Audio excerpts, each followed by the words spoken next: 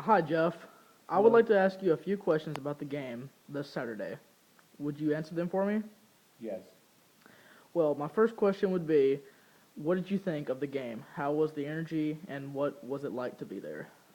Well, it's an awesome experience to be there. It was a once in a lifetime type of game, and the crowd energy was phenomenal. There was 101,000 screaming fans there. The noise level in the crowd sometimes was so loud you could barely hear yourself talk, and it seemed to really excite and motivate the team. All right. My second question will be, what do you think was Alabama's biggest mistake to lose the game? Well, they didn't take advantage of some of the opportunities they had. They didn't keep the ball close enough to the goal line so the kicker had a chance. Some of the kicks they missed, they want to blame the kicker, but it really wasn't quite all his fault when he was kicking from almost his record position on the field.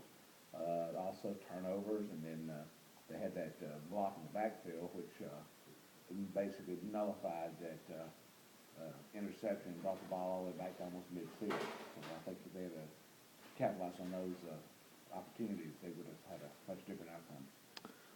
Okay. Speaking of field goal kicking, what do you think was going on in the kicker's head? Why did he miss all them field goals? Well, it was the biggest game of the year.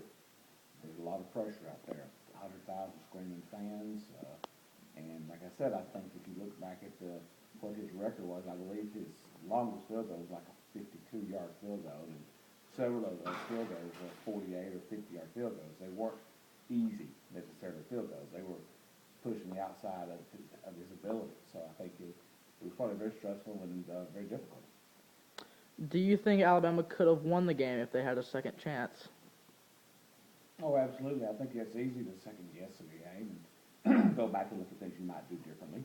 I think at the very end of the game, where rather than going for trying to go for the win with the last minute on the field, that we played planning to try to win in overtime. I think that was a mistake. I think we should have tried that last 52 seconds to move the ball down the field and win then without giving LSU an opportunity to regain the ball. So you think that in that last minute we should have went for it? What if they would have thrown a pick six? Well, that's a risk you take. You know, that's why they call it a game. If you're going to run with the big boys, you got to get off the fence, get off the porch. What do you think was LSU's strongest point in the game? Their defense. They have a very good defense. If you notice, neither team scored a touchdown. Uh, they kept Alabama inside the 30. They couldn't do what they needed to do. They just weren't strong. Alabama wasn't strong enough to overpower and outmaneuver their defense. Okay, and do you think that the coaching staff would have made any other difference if they would have done it something different? Well, certainly. I'm not sure how you would change the staff. Obviously those. Like with play calling, what type of plays they ran? Because they ran an awful lot, and they got stopped on first and second down. Decided to throw on third down every time. Do you think they were predictable? Probably so. Probably so. The guys who do this for a living, they would have noticed that more than the average spectator like myself. But yes, I'm sure that made a big difference. If they had put it in the air more on the first down, they might have had a different outcome. How did you feel after the game? Disappointed. It was a great game. Was glad I went to see it. Really enjoyed the company and the people I went with. But certainly I was disappointed. It was the hype was a lot. It was one of the greatest games of all time. It expected to be, and it was. But it certainly would have been more fun to come home with a win. I heard that there were 60,000 fans outside of the stadium just tailgating. Is that true?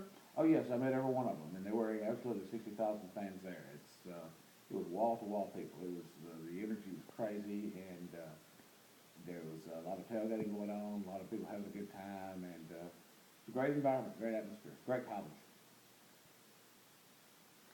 And going back to the tailgating, what do you think was the best part of the tailgating at the game since this was such a big game? Probably the people, the environment, getting to hang out with your friends, see people maybe you don't see all the time, reconnecting with lost relationships, and making new relationships, and building friendships, and also doing business. A lot of business is done at social events like that. You meet and talk to people within somewhat of a different environment than you would maybe in a office setting or a corporate setting.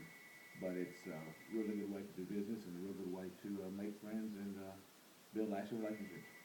And my last and final question, do you think this will affect the further games Alabama plays this season? Will it affect the way they play? Do you think they'll give up? Do you think they have a chance at being in the national championship? Oh, I think it absolutely affects the way they'll play. They'll come back with more energy, more drive, and they'll learn from their mistakes. And will it affect their ability to be in the championship? Possibly. You know, unfortunately, there are a lot of things that Alabama doesn't control. They don't necessarily control the outcome of some of the other games, some of the other teams that would need to win or lose that would give them a second chance at this. So yes, I think it's certainly a possibility. I think it may be a little bit of a long shot, but it's certainly a possibility for them to be in the national championship. Thank you, Jeff. You're welcome.